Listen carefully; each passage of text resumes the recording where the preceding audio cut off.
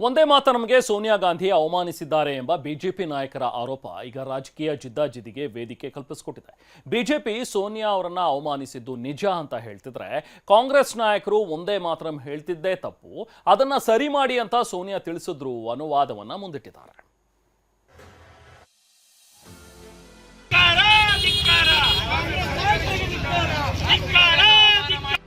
ಒಂದೇ ಮಾತರಂಗೆ ಸೋನಿಯಾ ಗಾಂಧಿ ಅವಮಾನಿಸಿದ್ದಾರೆ ಎಂಬ ಬಿಜೆಪಿ ಆರೋಪದ ಬೆನ್ನಲ್ಲೇ ರಾಜ್ಯದ ಹಲವು ಕಡೆ ಬಿಜೆಪಿ ಕಾರ್ಯಕರ್ತರು ಕಾಂಗ್ರೆಸ್ ಅಧಿನಾಯಕಿ ವಿರುದ್ಧ ಪ್ರತಿಭಟನೆ ಮಾಡಿದ್ದಾರೆ. ಮೈಸೂರು, ರಾಯಚೂರು, ಕೋಲಾರದಲ್ಲಿ ಪ್ರತಿಭಟನೆ ನಡೆಸಿ ಸೋನಿಯಾ ನಡೆಯನ್ನ ಖಂಡಿಸಿದ್ರು.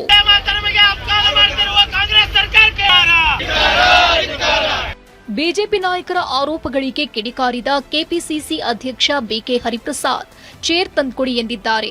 ಇದು ತಪ್ಪಾ ಅಂತ ಪ್ರಶ್ನೆ ಮಾಡಿದ್ರು. ಇದಕ್ಕೆ ತಿರುಗೇಟು ಕೊಟ್ಟ ಕುಮಾರಸ್ವಾಮಿ, ಸೋನಿಯಾ ಅವರದ್ದು ಇಟಾಲಿ ರಕ್ತ, ಸುಳ್ಳು ಹೇಳಿ ತಪ್ಪಿಸಿಕೊಳ್ಳೋಕ್ಕಾಗಲ್ಲ ಅಂತ ಕುಟುಕಿದ್ರು.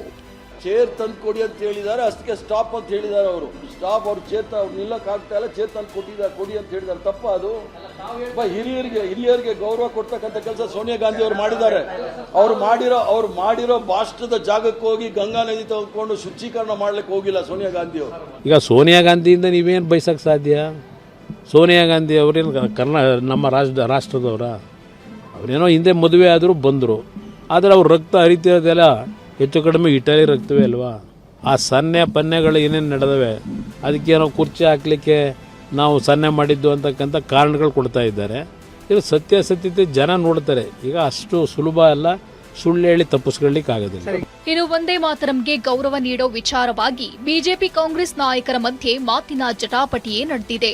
ಒಂದೇ ಮಾತರಂ ಹೇಳ್ತಾ ಇದ್ದವರು ತಪ್ಪು ಹೇಳ್ತಾ ಇದ್ರು ಅಂತ ಸೋನಿಯಾ ಗಾಂಧಿ ಅವರು ಹೇಳಿದ್ದವ್ರಿಗೆ, ತಪ್ಪು ಹೇಳ್ತಾ ಇದ್ರೆ ಸರಿ ಮಾಡಿ ಅಂತ ಹೇಳಿ.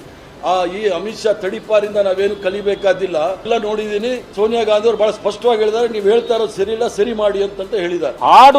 ಹಾಡುತ್ತಿರಬೇಕಾದ್ರೆ ಗೌರವದಿಂದ ನಿಂತಿರಬೇಕು, ಆದರೆ ನಿಲ್ಲಿಸಿ ನಿಲ್ಲಿಸಿ ನಿಲ್ಲಿಸಿ ಅಂತೇಳಿ ಸೋನಿಯಾ ಗಾಂಧಿಯವರು ಇವತ್ತು ಕಾನೂನನ್ನು ತಿರಸ್ಕಾರ ಮಾಡಿರೋದ್ರಿಂದ ಈ ದೇಶದಲ್ಲಿ ಇರಲಿಕ್ಕೆ ಅವರು ಯೋಗ್ಯರಲ್ಲ.